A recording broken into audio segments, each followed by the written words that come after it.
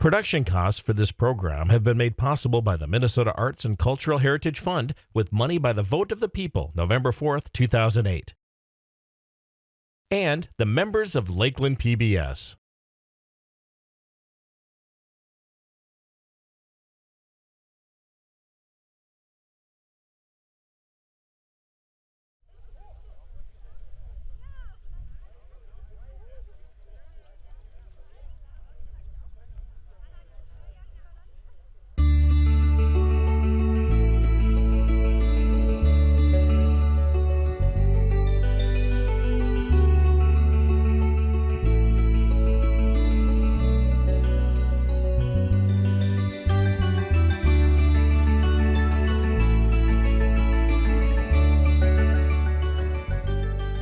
When it came down to where to host, once we as an organization had decided we were going to host and we were excited to host, Minnesota was just, we very naturally fell to Minnesota quite quickly.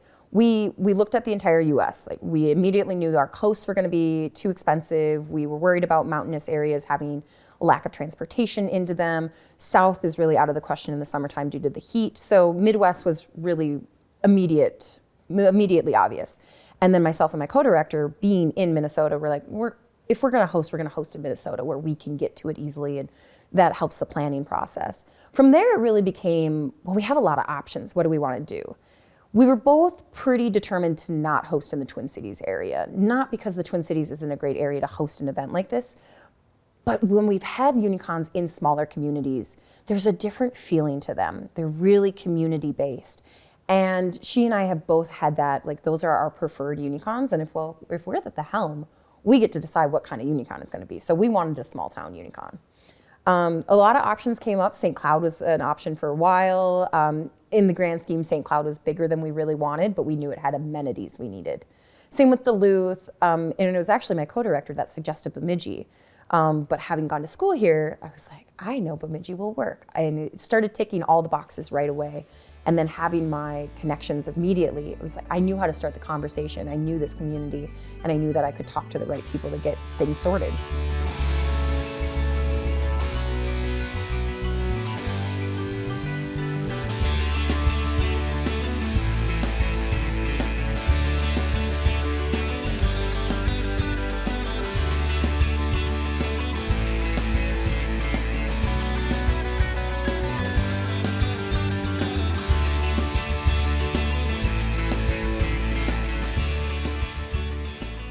Bemidji was kind of an obvious answer because of its proximity to the Minneapolis airport, which it's 4 hours, but a lot of places are a lot longer than that.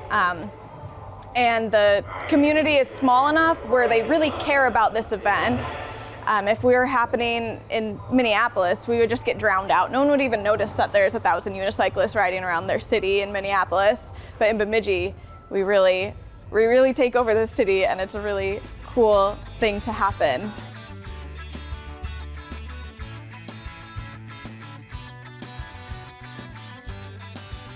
It's been really interesting because nobody has really visited the North Woods of Minnesota before. All my international friends, this is very new to them, and it's exciting to see them be in the U.S. And especially in a small town in the U.S. They've been really impressed with the event, and I think that's due to all the event directors have been incredible at putting on all these amazing events. It wouldn't be possible without them, and I think the riders really appreciate all the hard work that's gone into all these events. I do think during some of the planning stages, I was a little concerned. I'm like, oh my goodness, are they going to like each other? It's like introducing two of your best friends to each other. Like, you love both of them, and you are not going to give up one type thing. If they don't love each other, that's their problem, not yours type thing. But it was my problem. It was my fear of, like, what if the unicyclists don't like Bemidji, and what if Bemidji doesn't like my unicyclists? Like, these are my people. Like, these are two really big elements of my identity, even Bemidji and unicycling. So I was really scared. And then once it started going, like the week before, when unicyclists are starting to trickle in and we're doing the true physical preparation work, everything clicked. People were so excited. Just, You started to see welcome unicyclists on business signs, and that was just mind-blowing to me. I think Big River Scoop had a shirt they had made as a fundraiser. I couldn't believe that a local shop had made a shirt for our event. Just blew my mind. I've gone to 5, 6 other Unicons, and I can't say I've seen that before. And maybe it happened and I just didn't see it, but this blew my mind. And the unicycle community was really blown away by how much it said we were welcomed into the community.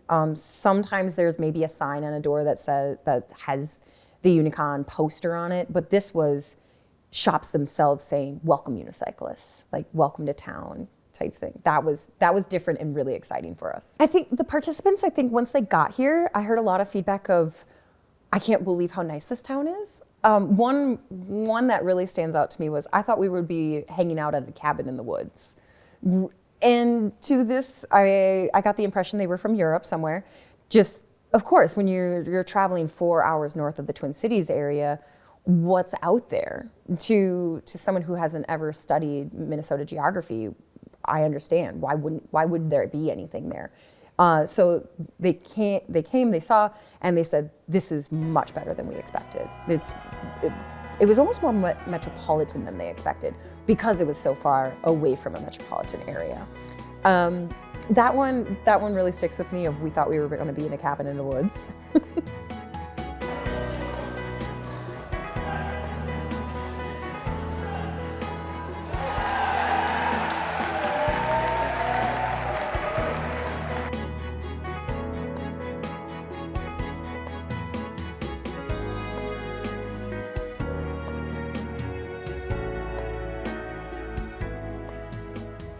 So the opening ceremony included a welcome speech from myself. Usually the Unicon host gives some kind of welcome to everyone that's attending. So I did a welcome speech with a land acknowledgement. When we decided to host in Bemidji, one of the first things I knew we had to do was a land acknowledgement. And as per any Unicon, it's our chance to highlight local culture and localisms, essentially, things that are special to this area. And right away I knew that the Ojibwe needed to be highlighted. For some of us, this is our first Unicon, and for some of us, we've been to a lot of them. But before we get too far into this Unicon, it's really important that we take a moment and reflect, not just on past Unicons, but on the land that we have held them on. Colonialism has greatly impacted these people. Treaties made with the United States were often broken, and the indigenous people continue to be impacted by that today. They have suffered genocide at the hands of the colonial ancestors.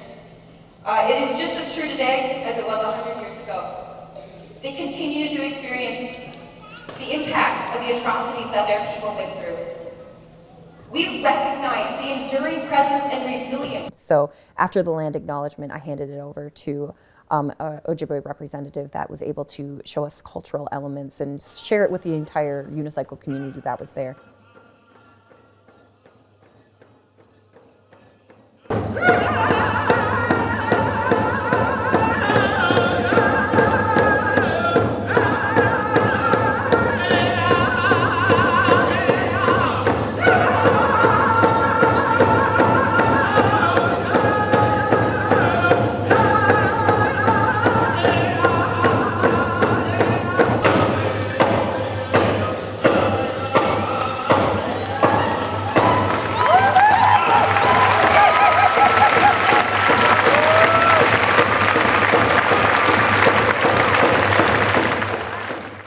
We had everyone from Europeans to Australians to a family from Ghana and Chile represented. So they're an entire world audience, truly international audience for this cultural highlight. After that, we handed it over to Jamie Mossegren. He's a professional unicorn, as he likes to call himself, the unicycling unicorn. He has a street show that he performs at county fairs, state fairs, Renaissance festivals, and so he gave us a taste of his show.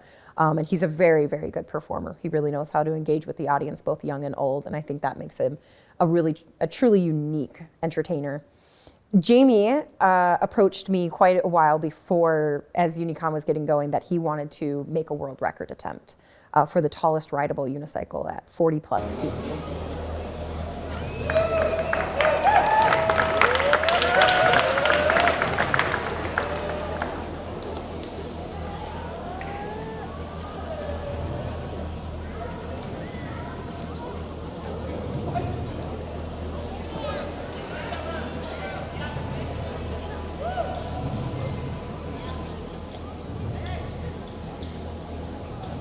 Alright, you think I can go down there?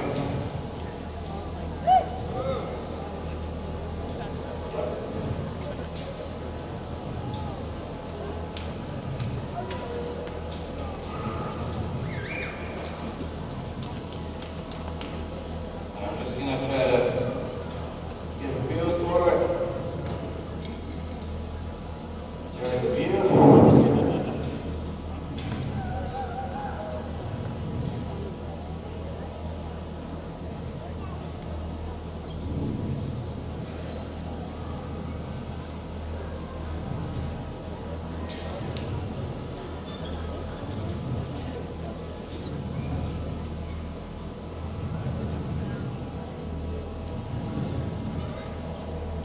All right. Allez, Jimmy! Who's ready for this?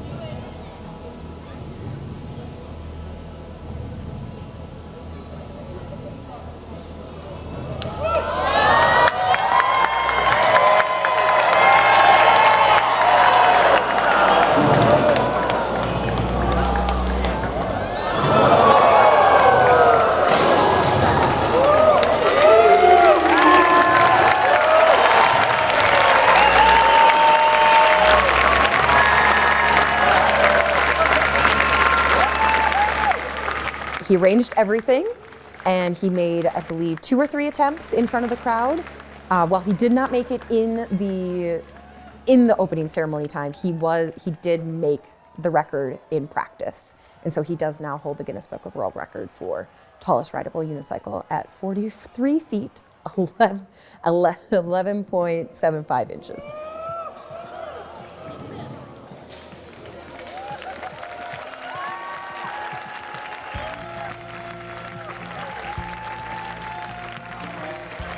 After Jamie did his world record attempt, we went outside and we paraded from the Sanford Center down to the Paul and Babe statues at Visit Bemidji office. Hey!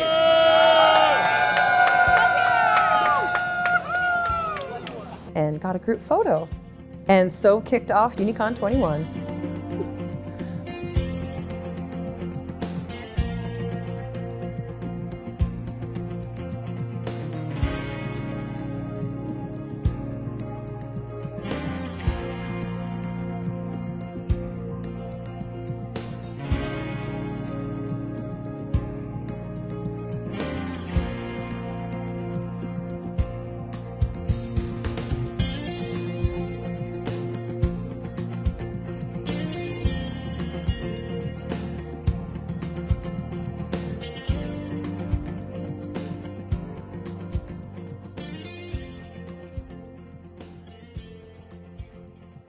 You can see nearly every discipline of unicycling at Unicon.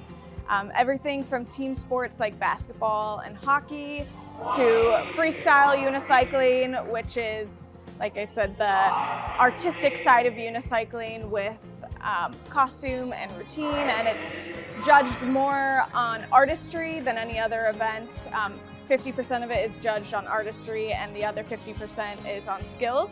You'll also see a lot of urban events, like what's going on behind me is street unicycling. It's akin to skateboarding, where you're doing skills and tricks off of obstacles, grinding rails, doing flips off of them. You'll also see flatland, which is basically any skill done on flat ground. Lots of rolls where people are rolling their unicycle while standing on cranks, spins, which spinning the unicycle below them and landing on it. You'll also see a lot of distance events such as 10K, marathon. Mountain unicycling is also a fan favorite as well. It's typically done on a single track mountain bike trail with a big knobby tire and just going fast and going for speed. I'd say there were 3 elements that were Bemidji-fied, maybe 2 a little bit more related to when we have our North American Unicycle Convention and Championship, NAUCC. It's our national event, but since it's North American, it's US, Canada primarily. I think we've had a couple of participants from Mexico, but it is primarily US and Canada. 2 events that we like to hold at that event is the Criterium and Flaming Puck Hockey. And so us getting the chance to host, those are 2 staple events in our national, and that's our chance to highlight these staple events. So Flaming Puck Hockey, that's, first of all, that's a super Minnesotan thing. Well, hockey is a Minnesotan thing. We're in Bemidji, a bit hockey town, and then we just have to put our own flair on it. It's literal flair on it. So that's something we really wanted to do, but knew that it could be tough to pull off, and so we were all ready for it to not pass, but I'm really, really glad we were able to work with the fire department, because that event itself is one of the highlights to me in Unicon, the entire Unicon in Bemidji. The Criterium was a fun event. It's a chance for us to just do a circuit event, a road event that isn't as endurance-based, but sprint and agility-based. And then the event that's really Bemidji-based was the Loop the Lake event. In the past, we usually host a 10K and a marathon. And looking at possible marathon routes, I really knew right away that I didn't want to do a marathon. I know we could follow the Blue Ox Marathon route, it's more than set up, more than established. But the Loop the Lake route is really just handed to us on a silver platter. So it gave us this chance to go around the lake. And then since the marathon is more length than 16 miles, we really wanted a chance to still push those endurance athletes that want more than 16 miles. So we said, we'll go around twice.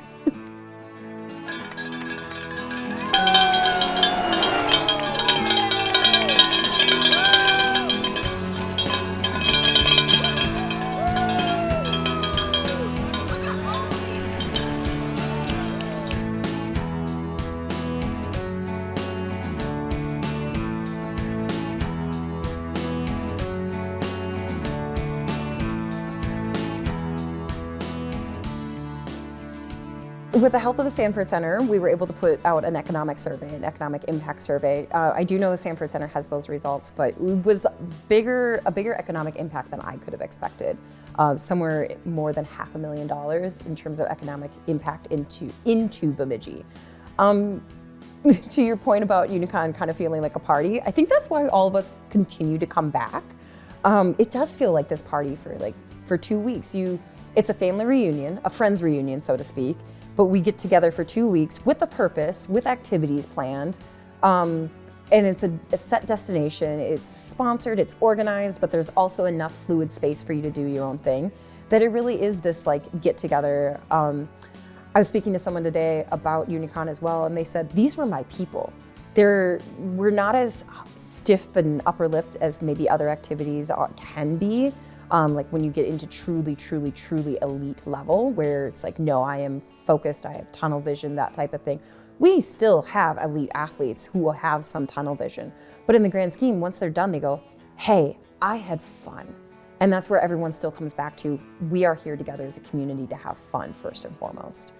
We'll compete when we feel like it. Unicon is so important to me because of the people here. It's so important to put on an event and pour your heart and soul into something in order to make the community stronger and better. If nobody poured their labor into an event like this, it simply wouldn't happen. I have the mindset of, if you see something that needs to be done, you're the person that needs to do it. So when I saw this position available, I knew I was a perfect fit, so I couldn't say no. And I just love each person here so much. They truly feel like my second family. Yeah, and I actually was diagnosed with cancer about 1.5 years ago. I lost my job, and being a part of the unicycling community was so special. I've just never felt so loved, and being able to pour myself into an event was really what I needed to get through cancer. And being here with everyone is so special. yeah, my best friends are here. They feel like family, and I would do anything for them, even if it means working for 2 years unpaid to put on this event. I would do that for them in a heartbeat, and I would do it again. So when we are in a small town, we get to have this feeling of takeover, but not in a rude way, of course, but in this, you go out and anywhere you go out, you're going to see another unicyclist. I have this photo from the last evening, and the party had moved on to Keg and Cork, and there's that little entryway, and there's about 25 unicycles stacked up in that entryway. And you're not going to see that in bigger places where they're going to spread out to 20 different venues. So in this one venue, you've got 20 plus unicycles just stacked in that little entryway. And this meaning that we're all going to the same places, that you can go to the one location, you know you're going to run into unicyclists there. That was what I think make smaller Unicons, smaller town Unicons, more special. That's what I love about a Unicon, is that community feeling where it's not just we're in this nice community, but where our community gets integrated right away.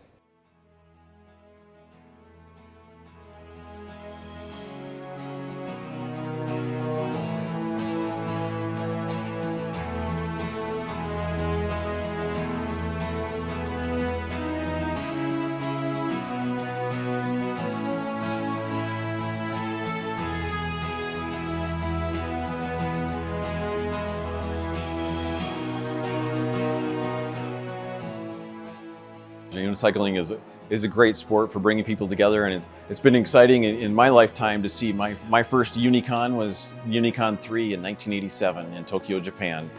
And I believe there was less than 100 international riders there from only 8 countries. And now to see it here in Bemidji, with I think 27 or 29 countries represented and almost 1,000 participants, the sport is growing and continues to grow. And but as it grows, even now, it's still, the camaraderie is the same. People make lifelong friends at these conventions, and even if you haven't been around for many years and you come back, you still see people that you know from before, and they're there to welcome you, and you just catch up from all the things you're doing. But even along the way, many people continue to share all that they're doing and new developments in unicycling, and all the new tricks and things that are happening. And it's like there's unicycle forums online that people keep engaged in, and people are engaged through YouTube and things. And so it's just, there are many different ways that the sport is continuing to grow, and people continue to share with others around them. every single Unicon, I just feel so inspired to ride my unicycle more, and it's really about the community for me. Like, I love unicycling, but I love the people here much, much more. They feel like a family to me, and years will go by without seeing everyone, and it feels like days have passed. So it's a really, really special community, and that's what makes unicycling and Unicon so great, and that's the reason I keep coming back. I think the easiest way to start unicycling is to know someone that unicycles. And I understand not a lot of people are going to know someone that unicycles. Like, that's not a common thing. But there's a lot of forums, particularly on Facebook. There's Unicycle Chat.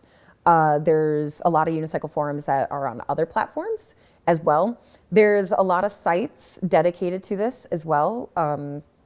There's some unicycle.com. You could go to the Unicycling Society of America, the International Unicycling Federation. All of them have their own version of how to start unicycling. I would say one of the easiest ones, especially with video help, is on YouTube, Kirsten Goldstein. He's done some very good beginner unicycle ones. He's a New Zealand rider who has a world title, and he is one of the nicest humans you can meet. A lot of unicyclists are the nicest humans you can meet.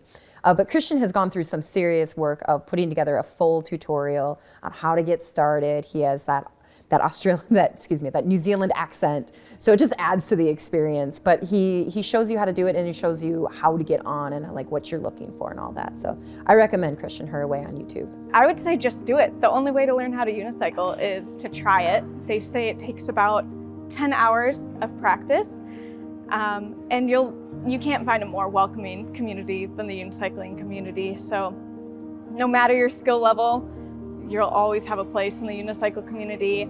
I know lots of people who come as significant others to unicyclists, and they fit right in even though they don't unicycle.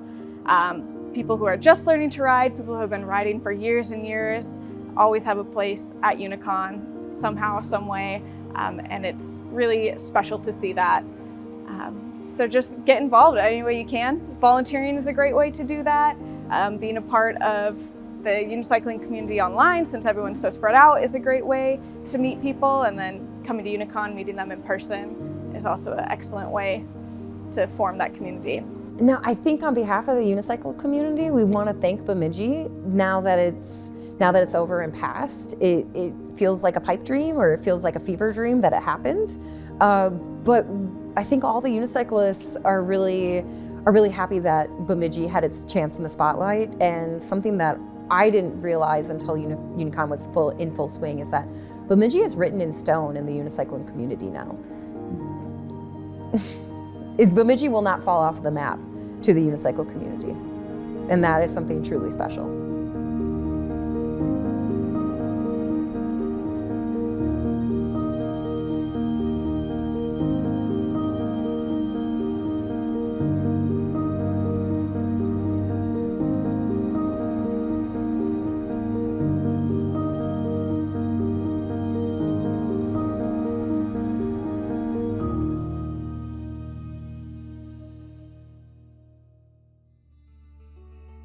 And for this week's Northwoods Experience, the Unicycling Unicorn attempts to break a world record at Unicon 21. Unicycling brought me here today. I've been a part of the unicycling community for like 23 years. I've always wanted to go to Unicon for years and years. I started riding 12 years ago, and this is my first ever Unicon competition unicycling. It's awesome. Even with all of these events going on, what people have said they're most excited for is to meet other unicyclists from all around the world.